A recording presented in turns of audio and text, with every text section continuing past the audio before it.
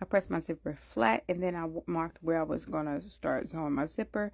And then I pinned the zipper down, matching the teeth with the center back seam.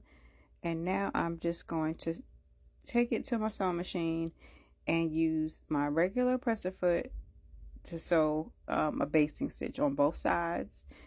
And then I'm going to remove the basting stitch down the center back seam so I can open up the zipper. So I take the zipper pull and I put it on the wrong side so it could be out of my way when I sew my final stitch. So I'm using a regular zipper foot, and I'm actually pulling the teeth away so I can sew in that little ditch. There is a little ditch that the teeth are covering, but you pull it away and you'll be able to see it. So sew down one side, and then I flipped it around and sewed it down the other side.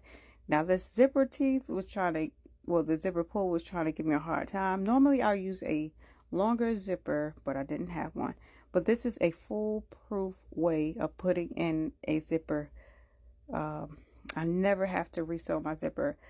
I learned this from Mimi G years ago. I'm going to find that video that I saw.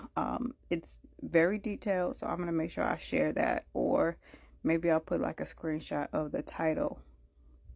But now I'm just going to press my threads so that I can relax the threads, and that's it.